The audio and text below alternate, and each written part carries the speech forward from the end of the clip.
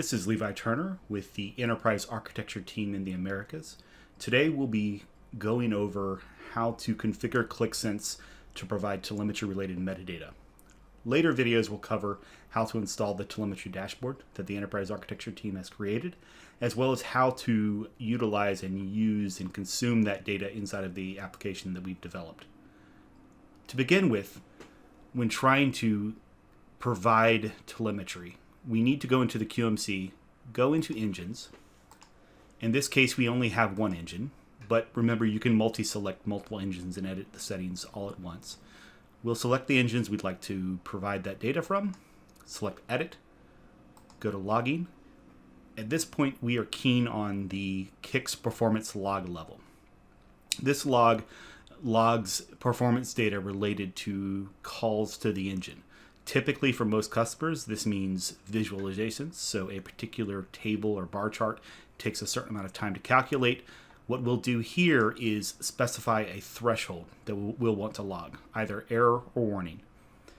Fatal is not relevant. Debug and info are generally too verbose for most deployments. So we'll select warning here.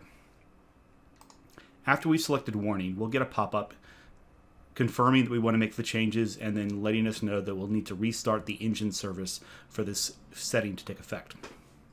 We'll click OK.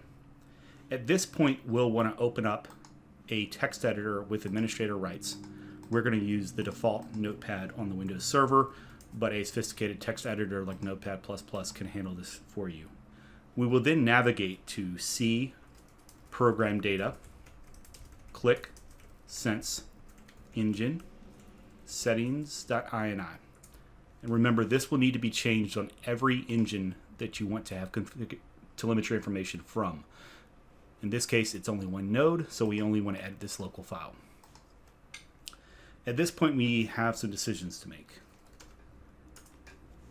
If we access the support article from Qlik support about telemetry, or even the GitHub project that this video is created for, we will see some references to values. Let's go ahead and copy these and then we can review them later. We'll paste them in and make sure that there is a blank line at the very end. And it would be ideal to click Save here. This will allow you to see whether you have the appropriate rights to do so. If you don't, then it'll complain and you can open up Notepad with admin rights. So back to this. Telemetry is a way of logging utilization in two facets. One, by memory. So if a certain engine call takes over this amount of memory, it will be logged as an error, in which case the logging level needs to be on at least error, if not warning or lower. The same is said for the warning peak memory threshold. These values are the values that are common, and these correspond to 2 gigs and 1 gigs respectively. You may want to lower or raise these depending. The other way which telemetry metadata is logged is based on the process time for the request. So when you go to a sheet, there are visualizations. Those visualizations can take a certain amount of time to render. Most problematically for most customers are table objects that do not have calculated conditions and other complex, heavy visualizations. These values are written in milliseconds, so these values that you may get from the support article are 60 and 30 seconds respectively.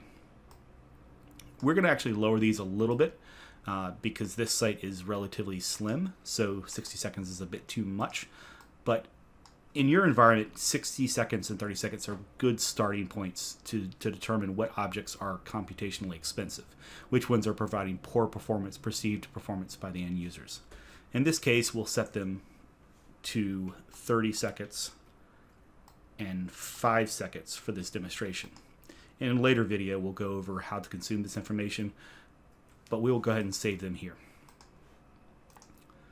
Once we've saved that file, we'll want to go to the Windows services, and this of course can be done on off hours. It doesn't have to be done immediately, but it is required to get that log information done by the engine.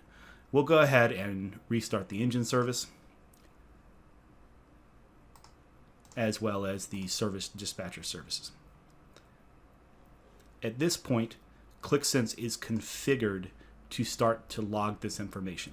Typically, it's recommended to have this done a little bit ahead of time before installing the dashboard, because the dashboard requires information for it to really be useful. It feeds off these logs. So once this is in place, you can now move on to the next step, which is going to be to install the actual application to visualize this data.